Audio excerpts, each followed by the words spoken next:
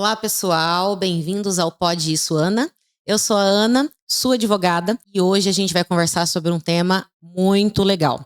A negociação, ela está presente em diversos momentos ali do nosso dia a dia, mas será que ela é um dom ou uma habilidade? Vamos descobrir? Hoje eu tenho a honra de receber aqui para conversar com a gente sobre negociação. Vou falar que é a minha convidada mais famosa, estudou em Harvard.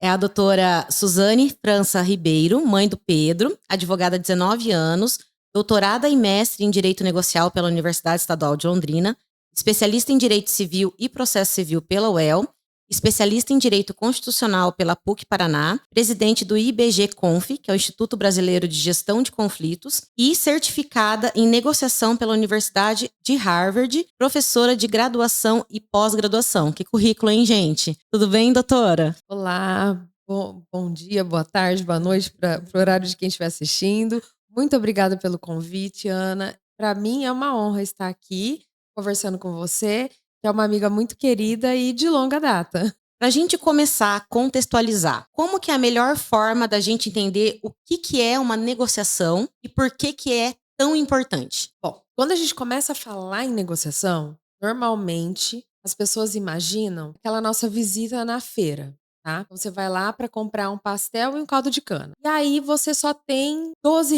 no bolso. E vamos imaginar que aquele respectivo pastel, aquele respectivo caldo de cana vai ficar R$ 15. Tem 12. A gente imagina essa negociação. Você tentando baixar o valor para que tem e o vendedor falando que não, que o valor que tá na tabelinha dele ali, 15. E aí você fala, mas eu acho Fica mais aquela pechincha. Exatamente. É aquilo assim, olha, eu quero ganhar, eu quero sair ganhando.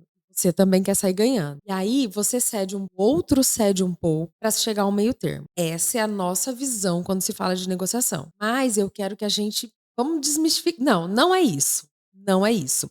Eu diria que isso é o que a gente chama de barganha, e é sim base da negociação. Mas não, a gente não pode considerar como se fosse a negociação, tá? Então, o que eu venho trazer aqui não é essa nossa negociação do dia a dia, que é extremamente importante. Então, a gente nasce sabendo negociar. Eu digo que a gente nasce e vai perdendo essa habilidade de negociar. Você já reparou que uma criança, ela negocia com você Tempo todo. o tempo todo? Ela aceita o primeiro não? Forma nenhuma. Como que ela faz para te convencer a chegar no interesse dela? Ela vai colocando ali coisinhas, situações, manha, diversas, né? Habilidades que ela tem ali com poucos anos para tentar chegar no brinquedo que ela quer, no doce que ela quer antes da janta, não tomar banho. Ela vai apresentando critério objetivo, que é o que ela vai fundamentar. E é isso que a gente precisa aprender.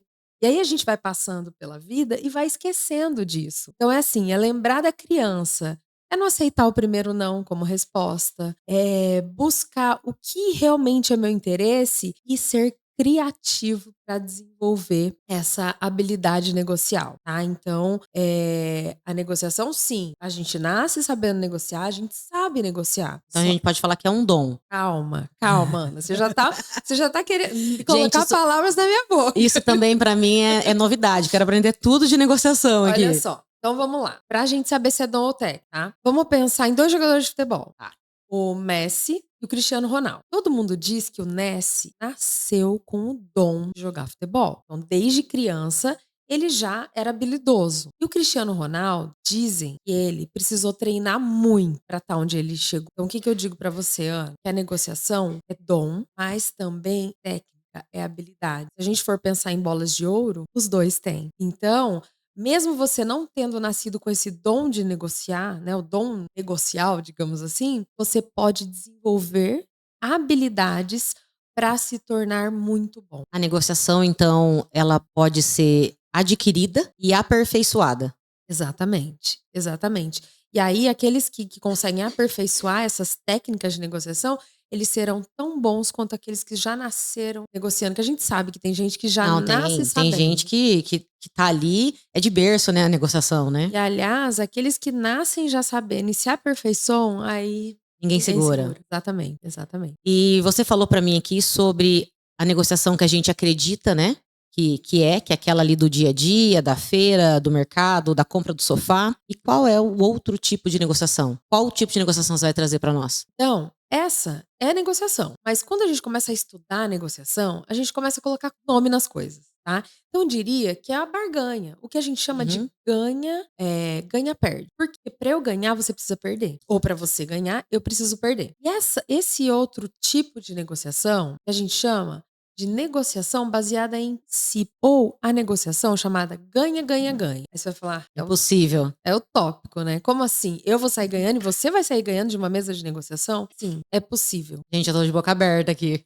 E como que eu vou fazer isso? Eu vou me preparar. E quando eu tô falando de negociação, de preparação de negociação, eu posso me preparar tanto para uma compra e venda do imóvel, por exemplo, tá? Ou para uma negociação um pouco mais complexa. Por exemplo, um conflito jurídico que eu vou ter uma fase de negociação. E aí a preparação, ela vai fazer toda a diferença. Eu sempre falo que a negociação, ela é 90% preparação, 10% mesa de negociação. Então, me fala sobre essa preparação. Lá. Gosto de dar exemplo, tá? Vamos com um caso prático que acho que fica Mas bem visível. É um caso bem, assim, aleatório, mas que a gente vai entender. Vamos imaginar 3 crianças saindo pra trocar figurinhas. Lembra a época da Copa, que em qualquer lugar Aham. tinha criança trocando figurinha, tá? Vamos imaginar que a primeira ganhou seu álbum e um pacote de figurinha e foi na doida pra querer trocar. Foi pro lugar onde estão concentradas todas as crianças. A segunda criança ganhou o álbum, o pacote de figurinhas, abriu tudo, colou as que ela tinha que colar e o que sobrou, né, as repetidas, levou pra trocar. A terceira criança, a mesma coisa, ganhou o álbum, ganhou o pacote. Ela abriu, ela tirou todas as figurinhas, colou o que precisava, levou as repetidas, anotou as que ela precisava. Eu te falo, qual delas vai ter mais sucesso durante a negociação? A gente tá falando de criança. Sucesso que eu digo, qual que vai ser mais rápida? Qual que sabe o que quer? Qual que vai chegar pronta? Terceira, sem dúvida. A que se preparou. E às vezes a gente senta para negociar, chega com um álbum, com os pacotes, nem abriu o pacote, a gente não sabe nem o que a gente precisa. Senta para negociar. Então essa preparação é um tempo que ela perdeu, que ela ganhou enquanto estava negociando. E a gente esquece dessa fase de preparação. Então, principalmente nós da área do direito, a gente às vezes chega Que é tudo muito atropelado. tudo muito atropelado, a gente chega num momento que tá numa mesa pra negociar e a hora que você pergunta pro outro, tá, tudo bem, mas o que que você quer? Ele não sabe, porque falta ação. Essa preparação prévia, a gente pode falar que na negociação, ela é indispensável.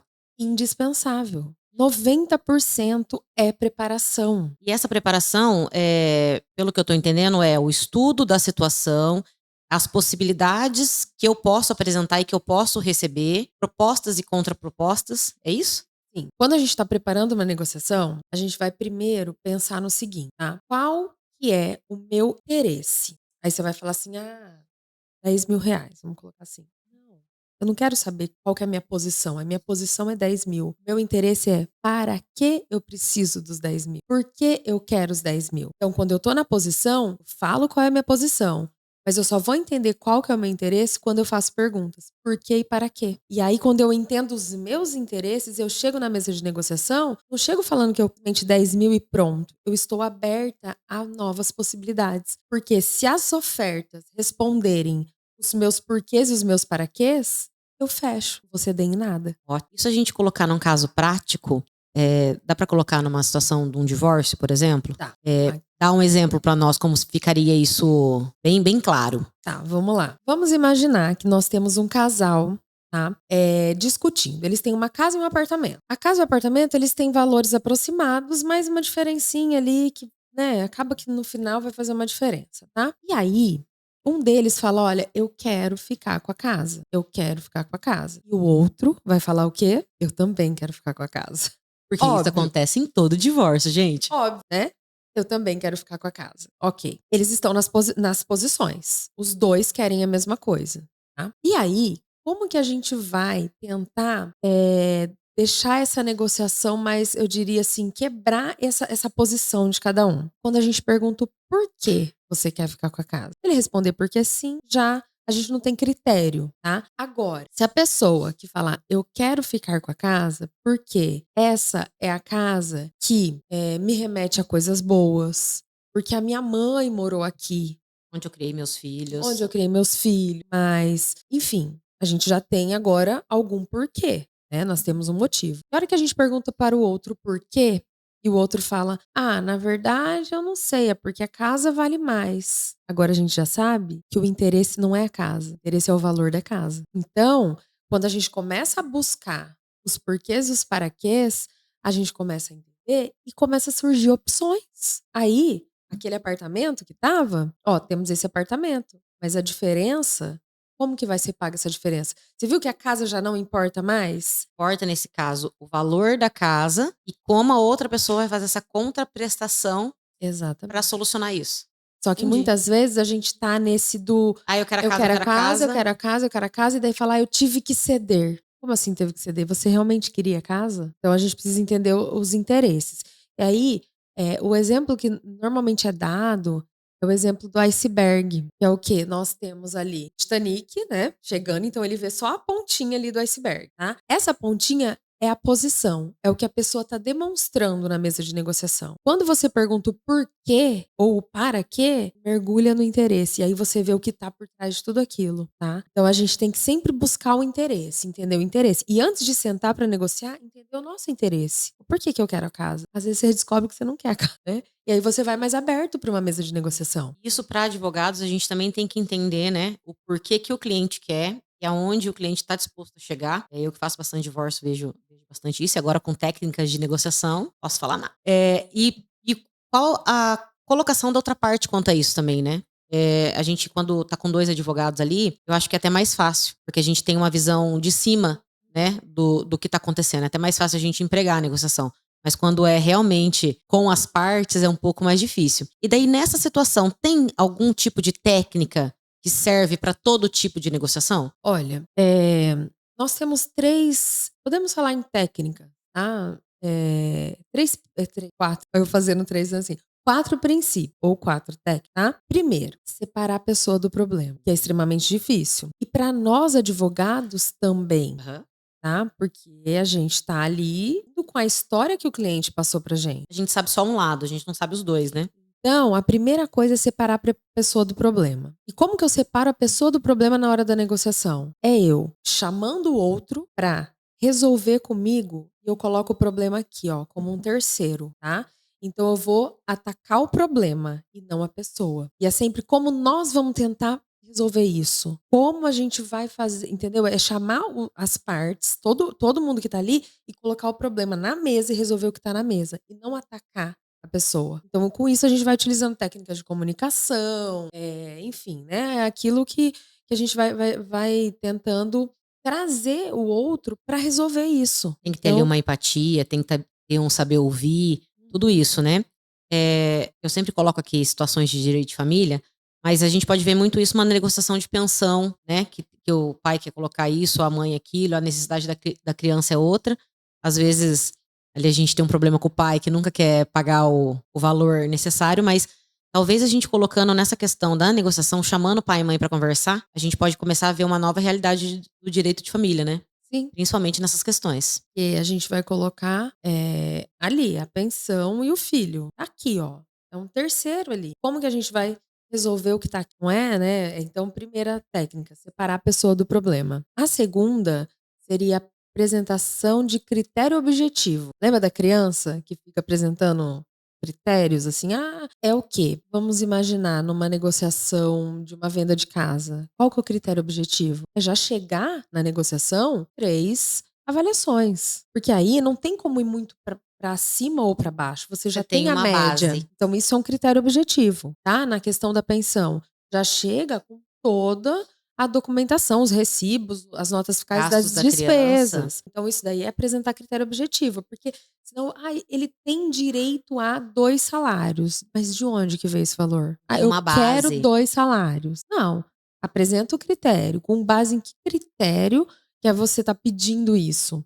E quando você apresenta as despesas da criança, né, igual nesse caso que você disse, da pensão, o pai vai falar, opa, mas aí o pai também vai apresentar o critério objetivo e falar, tá, mas eu só tenho isso? Como que a gente vai resolver? Recebo X e Uhum. ele tem isso de despesa. A gente Isso. precisa, quando tá os dois ali com critério objetivo, consegue avaliar necessidade e possibilidade, E a né? proporcionalidade, né, Exato. disso tudo e pensar, será que a criança muda de escola ou a escola é essencial? Será que a criança passa mais tempo com o pai. E aí começa a vir o terceiro, que é o quê? Opções de ganhos mútuos. Porque quando eu já separei as pessoas do problema, eu começo a ter uma comunicação melhor. Aí E a eu venho comunicação a gente pode falar que é indispensável, né? indispensável. Não só para negociação, eu vejo que é para Pra tudo. Aí já trago os critérios objetivos. Com o critério objetivo ali, eu começo a gerar opções de ganhos mútuos. É o quê? Qual opção aqui seria legal, que ficaria bom pra mim e bom pra você? E já começa como se fosse um brainstorm. E se fizéssemos isso? Ah, mas e se fizer aquilo?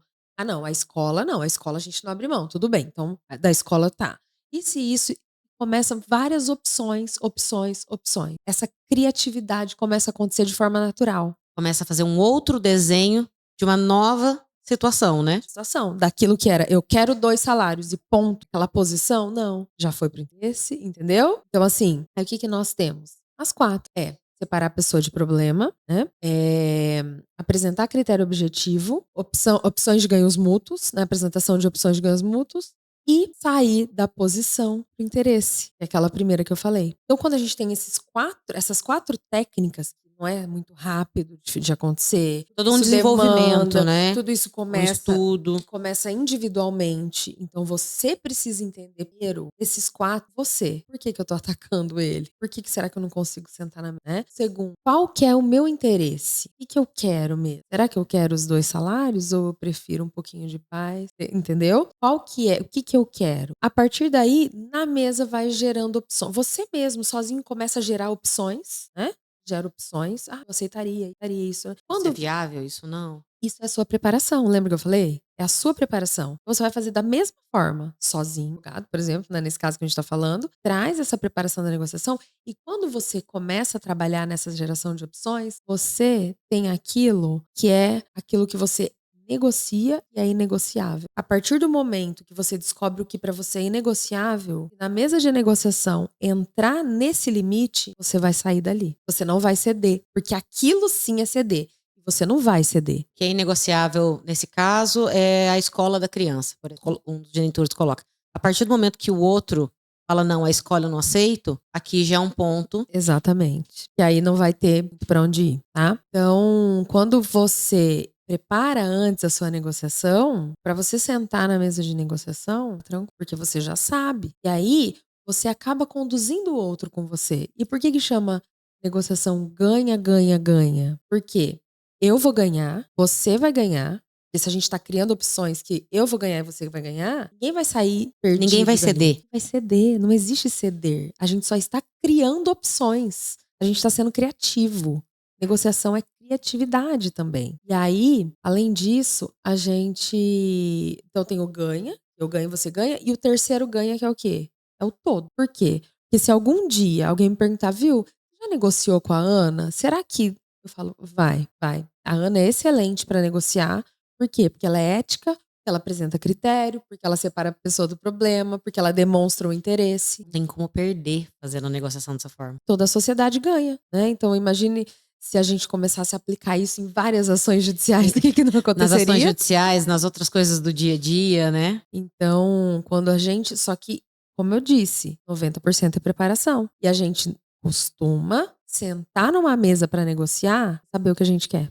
Eu vejo que a gente costuma se apressar, né? Ali o emocional, o psicológico toma conta e você não consegue ir tanto pro lado racional quanto deveria. Então, talvez a gente que tá de fora, né? Caso de um divórcio, família, qualquer outra ação, nós advogados, já que estamos atuando há mais tempo, acho que até tem uma facilidade maior do que quem começou a atuar faz pouco tempo, né? De conseguir separar e não tomar toda aquela dor. Então, é mais fácil a gente trabalhar a negociação.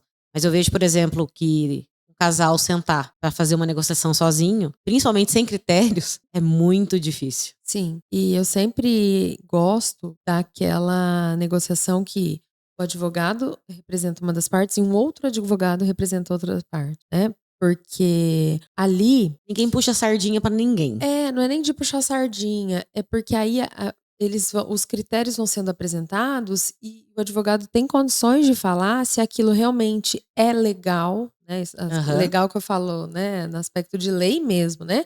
Se aquilo é legal, se aquilo é condizente com a jurisprudência, enfim. Colocar ali, falar, ó, realmente, nesse ponto aqui, não tem muito pra onde. Mas isso aqui já é inegociável pra mim. Bem. E assim, Quando eu faço isso com os meus alunos, eu jogo um caso concreto e coloco para negociar. Quando eles negociam com essas técnicas, cada grupo sai com um resultado diferente.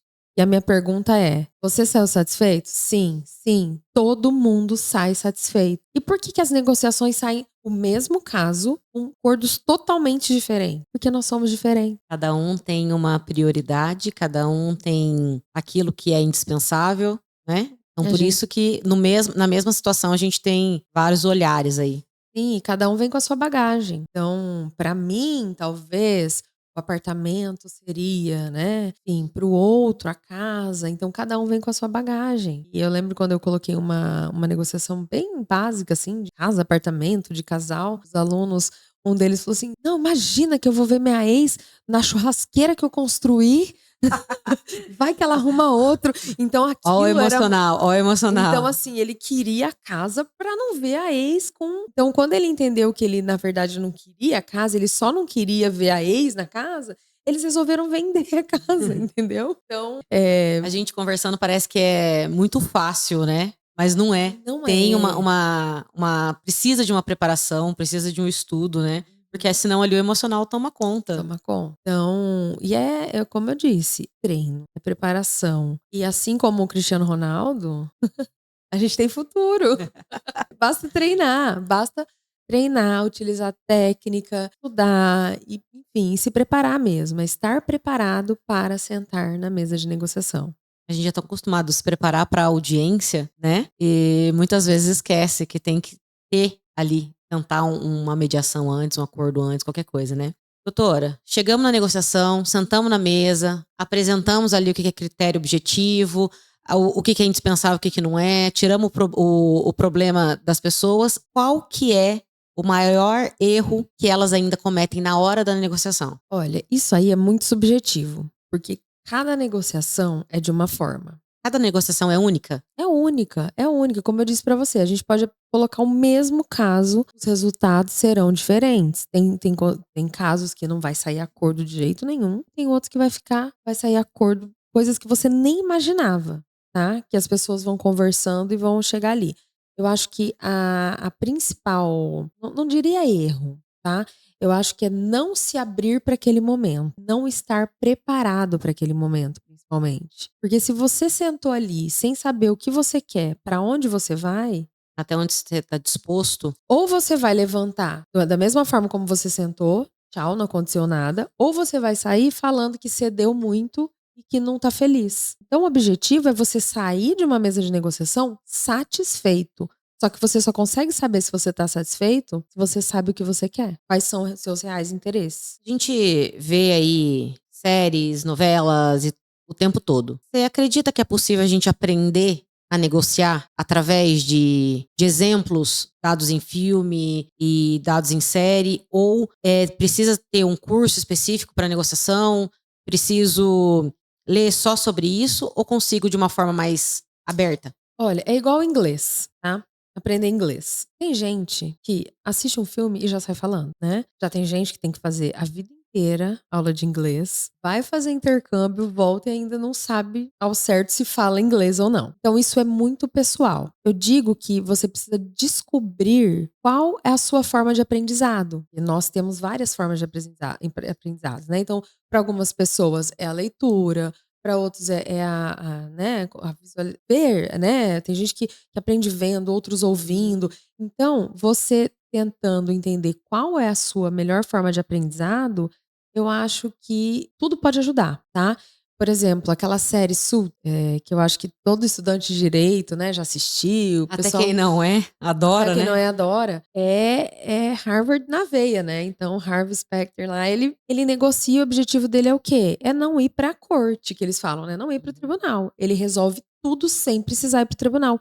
Que é já o norte-americano, ele já é formado para não litigar tanto, né? Litigar que eu digo Aqui no Brasil a gente começou isso há pouco tempo, né? A mediação Isso, veio aí há pouco tempo. Antes era sim. vamos propor tudo e qualquer ação. Aham, e ele já tem isso de eu vou perder tempo se eu for pra corte, tá? Então, eles vão negociando e é muito legal assistir a série que você vê várias formas, várias técnicas, jeitos de fazer ou não, quando ele vai e ele para, não, dessa forma eu não prossigo. Então é legal, né? Então para quem gosta de aprender com filmes, com séries, eu acho Uma maravilhoso. ótima Essa opção. série é uma série muito legal mesmo. Fala uma coisa, o que que a gente vai diferenciar de um bom negociador para um negociador excelente? Fala: "Não, esse aqui é excepcional, esse aqui é bom, mas esse aqui é Só, relacionamentos futuros. excepcionante". O que é isso? O excelente negociador, ele tá preocupado com aquela negociação, mas ele tá preocupado em te encontrar da próxima vez e também sair satisfeito. Então ele quer que você saia tão satisfeito dessa negociação que você queira negociar com ele numa próxima vez. Então é pensar aqui, mas pensando em relacionamentos futuros. É aquele que não quer falar, ai, aquela pessoa não, possível. Ou aquela não foi ética durante uma negociação. É aquela boa fama, é aquela pessoa que pensa no futuro. É negociar hoje para negociar futuramente. Então é o ganha, ganha, ganha. Eu ganhei, você ganhou e lá no futuro a gente vai ganhar. Porque se a gente sentar, a gente vai conseguir Chegar ali chegar. numa negociação. Também. O que que a gente consegue, até onde eu posso ir para ter uma negociação, estabelecer um limite de negociação e ela não passar a ser intransigente? Ah, eu tô ali te sufocando para fazer do jeito que eu quero. Preparação, de novo, Ana. A preparação que ela é a Preparação. base. Isso, Ela porque é a base, né? se eu me preparo, eu tenho ali, tá? Que seria a minha situação ideal. Sabe aquela situação dos sonhos? Vai perguntar pro seu cliente, qual que é a sua situação dos sonhos? Nossa, a minha situação dos sonhos é eu fiz isso com aquilo, né? Ok, tudo bem. E o que que é inegociável pra você? Inegociável é isso. Isso aqui eu não posso. Aí você vai trabalhar entre o inegociável e a situação do sonho. Esse meio é o que você vai utilizar a criatividade para possíveis opções em que a pessoa ficaria satisfeita, tá? E aí, quando você tá numa mesa de negociação, se você for fazendo lançando essas opções, e você perceber que a pessoa não quer aceitar nada, já recua. Porque às vezes a pessoa não se preparou como você, e tudo que você disser, ela vai falar não. Ela vai colocar um empecilho, né? E aí você percebe que não está o problema não está na sua forma nos seus interesses, não. O problema está que ela não quer aceitar nada. E aí não vale a pena sequer estar sentado para negociar. Tem sinais que a outra parte pode dar de que está disposto a chegar ali onde eu quero? Eu vou falar ceder, que eu acho que é a forma mais fácil, né? Para todo mundo entender. A gente tá ali no meio. Mas tem situações. Talvez não é inegociável, que é inegociável para mim. Para você tá. Eu quero muito apartamento, porque o apartamento tem uma questão sentimental, e você e aí não quer o apartamento. Tem sinais que consegue mostrar para quem tá do outro lado ali que ela tá chegando ou que ela não vai chegar? Eu acho que não é nem que tem sinais. Se ela está demonstrando opções, quando ela está trazendo opções na mesa, quer dizer que ela está com vontade de De resolver, resolver. tá? Agora, quando ela não apresenta opção, quando tá até na própria interpretação do jeito da pessoa, né? A comunicação não verbal, a forma como ela tá tratando a outra pessoa, isso a gente já consegue perceber. Leiam O Corpo Fala. Isso, o corpo fala. Livro ótimo sobre isso. E aí a gente consegue perceber isso, principalmente se ela não tá disposta a criar opções, sabe? Não tá essas 4 técnicas, quando a gente vê que nenhuma delas ela, né, mesmo você perguntando os porquês e os paraquês, ela não quer responder, aí não tem muito pra onde ir. Por quê? Porque vai desenrolar. Talvez não naquela data, né? Talvez pode precisar de outro. Por isso que eu digo que sempre tem que estar com um advogado, porque quando o advogado ele vai para uma negociação, é porque já há sim uma possibilidade, senão ele já vai judicializar. Quando a outra parte adota essa situação mais agressiva ou de manipulação, é possível chegar, fazer alguma coisa? Até onde eu posso ir? Eu falo, não. Não tem chance nenhuma, não vai sair negociação nenhuma, vou só me desgastar. É possível observar isso? Sim, porque aí você vai ver se tá indo para o seu inegociável, tá? Se cair no seu inegociável, você já tá se desgastando, tá? Agora, a forma como a pessoa fala, tudo isso também as pessoas precisam relevar, tá? Tem Porque muitas coisas envolvidas ali, né? muitas coisas. Então, às vezes a pessoa tá, né, você não sabe como que foi o dia da pessoa, ou como foi esse último ano, que estado ela está ali sentada. Então, tem coisas que ela vai falar que tem que relevar. Tem que perceba em você. Isso aqui é inegociável pra mim? Então, acabou. Agora, se tá dentro daquilo que eu pensei, vai criando opções, tá? E a tendência é que o outro também trabalhe da mesma forma que você. Porque quando é como se fosse um espelho. Quando a gente tá conversando com o outro, vai tratando de uma certa forma, a tendência é o outro também fazer da mesma forma. Então, se eu tô explicando por que que eu preciso daquilo, ou por que que eu gostaria daquilo, naturalmente o outro também vai explicar. Se eu cheguei ali no meu ponto inegociável, e dali a gente não consegue sair, a gente tá chegando ali toda hora, toda hora, toda hora. Essa é uma hora pra parar. Sim. É uma hora pra. Uhum. Que o parar ali a negociação é uma estratégia? Sim, porque Pra não deixar pra tem. uma próxima vez. Exato, não tem como. Vou falar como advogada. Se eu preparei a negociação junto com o meu cliente me disse o que é inegociável e eles insistiram no inegociável, eu vou levantar e falar boa tarde. Pra gente não tem como prosseguir nessa negociação, porque nesses termos o meu cliente não vai conseguir. Ele não vai conseguir cumprir. E aí, se eu for pro inegociável, esse cliente nunca mais vai me contratar. Vai te indicar pra ninguém Pra também. ninguém, tá? Então eu tô falando eu como advogado. Agora imagine eu como cliente. Se eu tô falando que aquilo eu não quero e o advogado, por exemplo, Tá insistindo, insistindo? eu vou falar, gente, eu quero ir embora, eu não quero mais ficar aqui. Então é por isso que eu preciso sentar e saber qual que é o real interesse. E eu falo isso pra gente também, Sim. né? Eu vou comprar um apartamento e eu sei que o meu inegociável eu não quero apartamento no térreo. E aí, de repente, eu vejo um apartamento no térreo, e daí o preço foi mais baixo. Mas eu já sei que no térreo eu não quero. E por que que eu vou ceder e comprar no térreo, sendo que daqui 6 meses eu vou querer vender? Eu vou ficar com raiva de quem? Do corretor. Na verdade, o Exato. problema era de quem? Exatamente. Entendeu? Tem gestos corporais que pode tanto fortalecer ou não esse poder de negociação? Olha, tem a comunicação. Então, a comunicação verbal e não verbal. Por exemplo, já fui em negociação. Gente, essa tem que contar, tá? A gente adora caso Eu prático e minha aqui. sócia, tá? A gente foi negociar com um advogado, sabe? Daqueles bem senhores, bem conceituados. Tal. E nós chegamos e ele falou: não, mas não vamos pra sala de reunião, não. Vamos ficar mais à vontade. Vamos na minha sala, ficar mais informal. E aí nós chegamos na sala dele, tinha a mesa dele, cadeira, tal. E tinha um sofá, como se fosse um lounge, tá? Poltronas e sofás. E ele falou: fique à vontade. Colocou eu e minha sócia no sofá que comia. A gente foi ficando pequenininha. Sabe aquele sofá que engole? E É totalmente desconfortável. ele e a advogada que trabalha com ele, e eles ficaram superiores. Qual que é o recado que ele passou ali? E você aqui. Então, a gente ficou incomodada, a gente não conseguia nem falar, porque o sofá era mole, ficava engolindo. Então, assim, é forma de comunicar, tá? Que a gente, ali, uma olhou pra cara da outra e já falou, aham, a gente sabe, né? O que tá acontecendo aqui, tá? E aí, a gente resolveu não. Era só ouvir, a gente não ia fazer nada. Só ouvimos.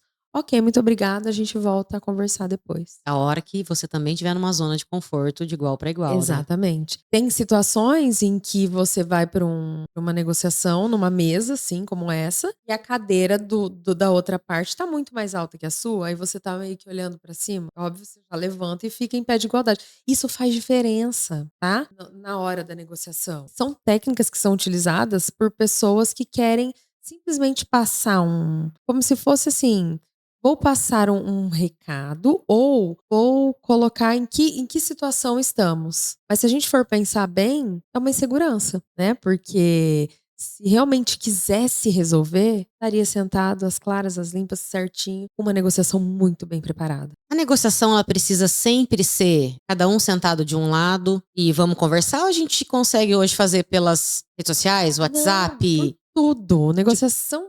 Não precisa, eu sento aqui, meu cliente aqui, o outro cliente ali, todo mundo um de frente querendo matar o outro, não. Imagina. Negociação, uma mesa redonda seria ótimo, por exemplo. Tá? Não tem, né? Não tem lados, não fica ali que aquela, todo mundo aquele tá embate. conversando. Negociação. Então, a negociação, ela começa, inclusive, no momento que você vai mandar um e-mail pro seu colega. Você dá o tom da negociação. Se vai ser mais formal ou não. Ou se você mandar pro WhatsApp, olá, vamos tentar conversar. Já é um negócio mais informal, tá? Pode ser numa reunião online. Algumas negociações, elas começam online e terminam presenciais. Pode ser híbrida, né? Híbrida, por telefone, tá? Então, as negociações, elas têm diversas formas de acontecer, tá? A depender da complexidade, elas podem ter várias reuniões. Então, eu falo, tem negociações no escritório que demora 8 meses. Mas aí a gente fica 8 meses negociando o inventário e economiza 8 anos, né, de judiciário. Então, assim, 8 meses parece muito pra negociação e não é. Aí eles saem lá com a escritura, com tudo assinado, eles falam, nossa, gente. Vai entrar com uma ação aí, uma vida. E a pergunta que eu sempre faço, você está satisfeito com esse resultado? Porque se a pessoa falar que não, não tem porquê. A pessoa tem que estar satisfeita. Eu acho que esse é o principal ponto, né? Não adianta só a gente sentar, negociar, conversar. Eu cedi, você cedeu, né? Não é o ceder, é o todo mundo ganhar. E no final falar, mas. E uma situação que eu vejo é, quando isso mexe com questões familiares ou a negociação é dentro da família, no inventário, é mais difícil, não é? Normalmente porque a gente já tem ali a questão das dores, né? Então nós temos traumas, nós temos dores, nós temos algo que vai além do fator econômico. E é difícil, nesse caso, separar o problema da pessoa, não É é? muito difícil e leva um tempo maior para separar a pessoa do problema. É um tempo muito maior. E as pessoas, elas, quando começam a negociar com familiares, por exemplo, tem toda uma história. E nós, advogados, a gente não está preparado, né? Assim, a gente a gente sabe até onde um contou. A hora que vem o dos outros, a gente começa a. Tá, mais informação, mais informação. Mais informação. E várias vezes eu vi negociações acontecerem. Eu falava, meu Deus, como que pode estar acontecendo isso? E eu pergunto, tá satisfeito? Muito! E eu falo, não. E é isso. Não interessa Às o que é vezes bom não pra é. mim. Às vezes, e também às vezes, a gente pensa assim, uma negociação, às vezes é dinheiro, não. Às vezes é só paz, não é? A pessoa abre mão. Eu tenho uma cota parte lá de X. Não, mas pode ficar, eu fico com Y, você fica com YX, mas o que vem Sim. é uma outra situação, né? Tem uma situação que a gente passou lá no escritório que era assim, uma família, tá? Eram muitos irmãos, resolveram inventário, né? Imóvel e tal. E assim, era uma briga pra ver quem que ia pagar o negócio de inventário, que ninguém tinha dinheiro, tarará, tarará. Um dos irmãos estava disposto a pagar o de todo mundo. De todo mundo. Eu tenho um inventário exatamente Mas, dessa forma. sabe o que ele queria? E o que demorou 6 meses pra gente descobrir? Ele queria que cada um agradecesse por ele ter cuidado dos pais até o fim da vida. E não. Era só assim, obrigado. Era essa palavra. Ou reconheço tudo que você fez. Ele queria isso de cada um dos irmãos. Não era dinheiro, tá? Quando cada um deles agradecesse, ele estaria disposto a pagar tudo e não ficar com nada. E aí, só que aquilo, o que acontecia? Ele estava na posição dele, que ele não falava. Ele só falava assim: eu quero a minha parte. Eu quero a minha parte, eu não vou pagar. Eu só pago a minha. Eu só pago a minha parte. Ele estava na posição. Todo mundo falava assim: tá, mas ele não precisa. E sabe, ficava.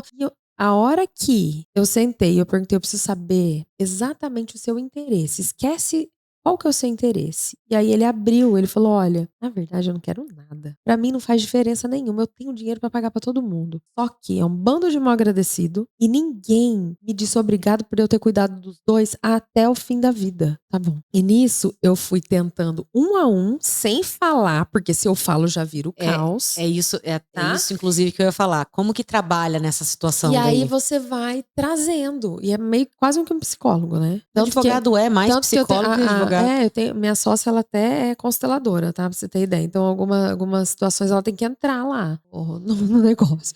E aí, a gente foi trabalhando o quê? Né? O que você acha de bom naquele irmão? É muquirana, é não sei o que, mas pelo menos foi quem cuidou. Nossa, ele que cuidou? Olha que legal. Mas você já agradeceu? Já? Não, mas já pensou se, né, dia falar? Se fosse ao contrário. Começou assim, você é isso, é aquilo, mas pelo menos cuidou. Teve um atrito antes, mas Tá me saiu entendendo? aquilo que ele queria. Então, quando todos agradeceram, cada um da sua forma, aquilo acabou. O inventário foi pago. Cada um, ele, né, acabou. Doou até, não foi nem renúncia, doou uma parte para um dos irmãos, enfim. Eu sei que ficou tudo certo e era isso. Eu te falo, o problema é dinheiro? E A maioria não das vezes não e é é isso que eu dinheiro. falo. Muitas vezes, assim, maioria não é o dinheiro. E a gente tem que descobrir qual que é o interesse. A gente só tá vendo a posição. Só tá vendo a pontinha do iceberg. O que tá por baixo a gente não viu. Tem ideia, né? E, São muitos lados. e você percebe que quando você tá numa mesa de negociação e alguém faz uma proposta, você pergunta por quê? A pessoa até assusta.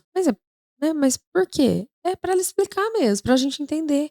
Então, esse de perguntar o porquê, não tenha medo de perguntar numa mesa de negociação. Mas por que que você tá pedindo isso? Ah, porque isso. Daí você começa a entender porquês e os paraquês, automaticamente você vai gerando opção e o negócio vai fluir. Aí a gente consegue trabalhar, né?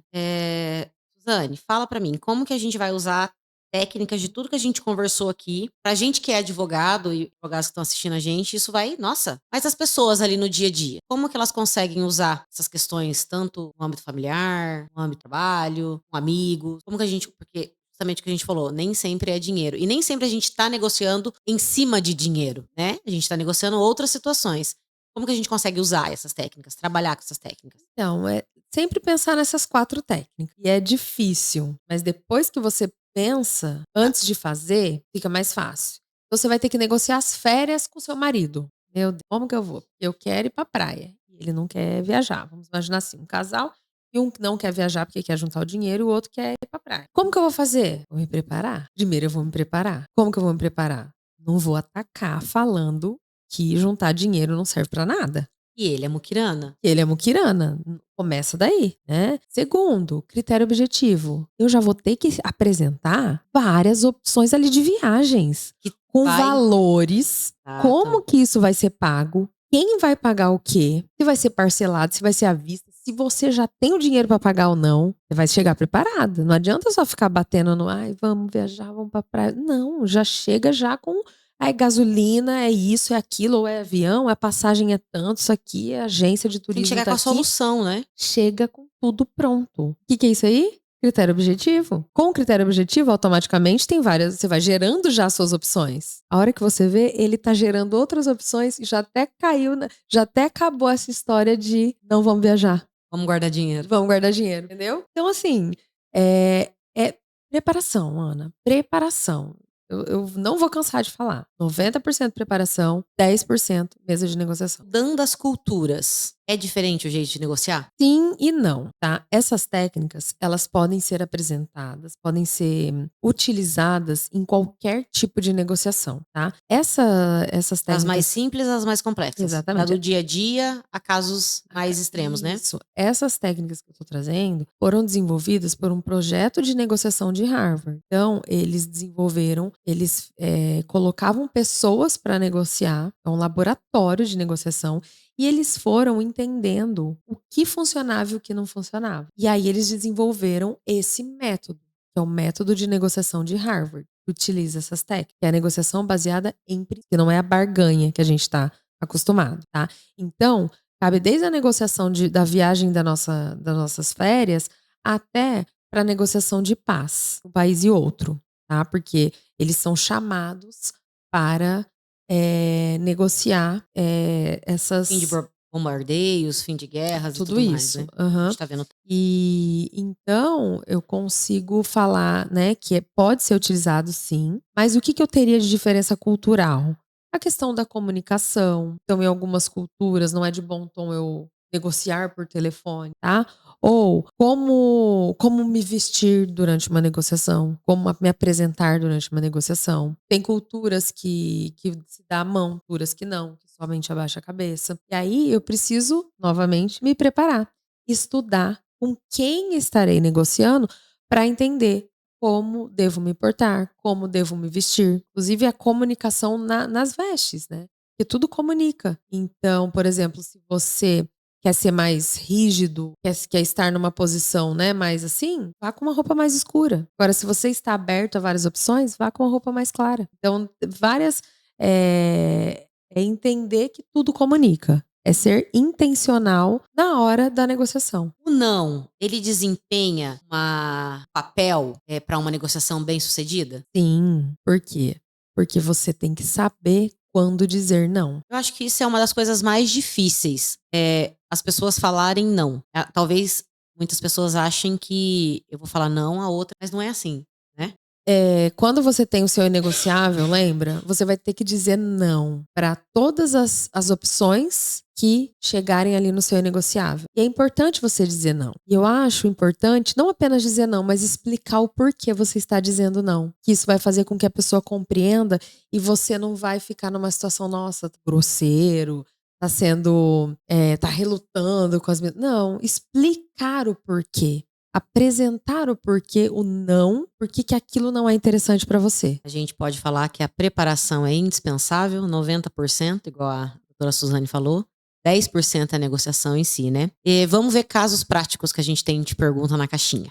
Ó, doutora, caso prático aqui, pra gente ver. Tô vendendo um terreno e me ofereceram um valor X, mas eu quero Y. Então, ofereceram valor tal e ela quer mais, provavelmente. E se eu não aceitar e perder a negociação? Tá, então vamos lá. Provavelmente não se preparou. Ela não sabe o que é inegociável pra ela. Vamos conversar. Primeiro, antes de saber o que é inegociável para ela tem avaliação desse terreno? Vamos procurar avaliar. Porque ela quer vamos colocar aí. Vamos imaginar que é 100 mil, tá? Que ofereceram 100 mil e ela quer 150. Vamos por assim. 100 mil e ela quer 150. Que é uma diferença grande. Uma diferença grande. Ela já avaliou? Então, primeira coisa, vamos avaliar. Vamos fazer 3 avaliações? Vamos imaginar que uma avaliação dê 100, outra dê 110, outra dê 120. Ela tem como receber 160? Ela vai ter que ficar ali na média. É a média, né? Então, primeira coisa, critério objetivo, tá? Então, eu tenho um bem e eu tenho como saber quanto vale esse bem. Eu preciso ter avaliação. Então, primeira coisa é critério objetivo. Mande avaliar o bem. Mais de uma avaliação, tá? Que aí você já tem pra onde ir, bem? Vai que nas avaliações a média deu 90. Ela já aceita o 100 e sai correndo, tá? Agora, se der entre 150, 140, já tá próximo aos 160. E aí, ela pode, numa conversa, apresentar as avaliações e falar, olha, eu tenho essas avaliações, tá? Então, eu tenho uma média aí de 150, mas essa casa, né, esse terreno, é um terreno que tá numa boa localização e tudo mais. E para eu vender, eu precisaria de 10 mil a mais, porque pagar uma conta, tal. E explicar o porquê que ela precisa dos 160. Porque a pessoa que vai comprar, ela pode falar, bom, mas será que se eu der, então, 30 mil agora, mas... Entenderam? E aí eles vão gerando opções, tá? Então, você viu que eu já tive o critério objetivo, né? Eu já saí da minha posição e fui pro interesse, demonstrei até o meu interesse. Falei, ó, eu tô pedindo tanto, né? Vale tanto, e eu quero tanto, porque olha o meu interesse, eu vou pagar, né? Ou eu tenho que comprar um outro e eu só consigo comprar outro se eu tiver esse dinheiro em mãos. Nisso, eles vão gerando opções, tá? Vão gerando opções de ganhos mútuos. Eu acredito que ela tenha que se preparar primeiro, sentar, realmente negociar. Exatamente. E entender por que ela quer 160. Porque quer ou porque ela precisa pra quê? O porquê e o para quê. Ela tem que entender os dela também. Porque senão nada que ela falar vai justificar. Se o terreno vale 120 ela quer 160, tem nada que justifique, tudo bem? Então é se preparar, é entender. Preparação é indispensável, gente. Eu tenho uma pergunta aqui que eu vou fazer. Tá. E se a pessoa fizer uma recuperação, uma negociação e ela foi muito mal sucedida? Não me preparei, não fui lá, não sabia de nada e acabei cedendo. Como que eu aprendo com esses erros e tem alguma forma de eu recuperar? Olha, Difícil, né? é difícil. É difícil recuperar.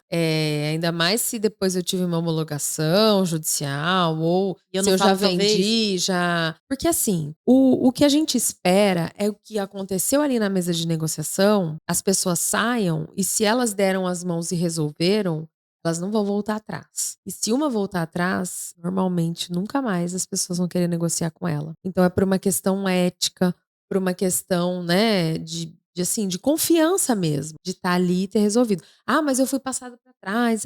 Mas assim, é difícil depois. Aí resta aprender com os erros. Uma próxima, preparar. Uma próxima, aprender e fazer diferente. Eu tenho uma pergunta aqui que eu faço para todos os nossos convidados. Qual que foi a situação jurídica mais inusitada ou engraçada que você já passou aí na sua carreira, nesses 19 anos de advocacia? Ai, gente, foram várias. São muitas, né? São muitas. Mas olha, tem uma muito boa, que foi bem no comecinho, gente. Era uma audiência de instrução e julgamento, tá? E meu cliente, em tese, realmente, não foi. Ele tinha um carro que diziam que tinha atropelado uma pessoa, tá? Só que o meu cliente tinha deixado esse carro na oficina, ok. Então estava o meu cliente, a oficina de um lado e o autor, que é o atropelado, do outro, tá? E assim, a oficina dizia que o carro estava, gente, eu não lembro o nome daquele negócio alto ali. Daquele negócio alto, Não tava lembro o nome. Tem que aprender, né, pra contar a história. Tava ali e que a peça tinha levado pra retificadora. Então não tinha como o carro estar andando naquele dia, naquele horário. Tinha, assim, várias provas, tá? Só que teve uma testemunha que viu o carro sendo atropelado. E a testemunha foi na delegacia, né, no momento, e falou: eu vi. A testemunha era uma pessoa que colava aqueles cartazes no outdoor. Então tava colando e viu. Tava de cima ainda com a visão privilegiada. E viu o acidente, tá? E aí, na hora da audiência, o juiz, na época, né, processo físico e tal, abriu o processo, mostrou a foto do carro, falou pra testemunha. Primeiro fez o juramento, né, senhor, verdade, sob pena de sair daqui processado e julgado pelo crime de falsa testemunha. A testemunha falou. E o juiz perguntou pra testemunha: o senhor sabe por que tá aqui e tal? Sei, né? O senhor viu esse carro atropelando, né, aquela pessoa? Mostrou. Testemunha, não. Mas como não? O senhor tem certeza que não foi esse carro que atropelou? Ele falou, não. O senhor viu esse acidente? Não. Aí o juiz falou, mas tá aqui no boletim de ocorrência, na manifestação, não lembro o que era, que o senhor foi na delegacia no mesmo dia e falou que viu esse carro atropelando. Aí sabe o que ele falou? É que assim, né, lá na delegacia podia mentir, aqui não. A testemunha é sempre a pior das provas, não adianta. E assim, nessa hora, eu já assim, nem o juiz aguentou, sabe? Eu já, tudo bem, eu já rindo, todo mundo abaixado rindo. O advogado da outra parte... Quer morrer, né? Não, assim, indignado. Foi ótimo, assim, sabe? Foi uma das vezes que daí eu não conseguia mais continuar na audiência. Que eu lembrava e eu ficava rindo, eu ficava mordendo a bochecha pra não rir durante a audiência. Então foi isso, uma testemunha, como sempre. Testemunha sempre a melhor das provas. É aquela que todo advogado tem. Corre.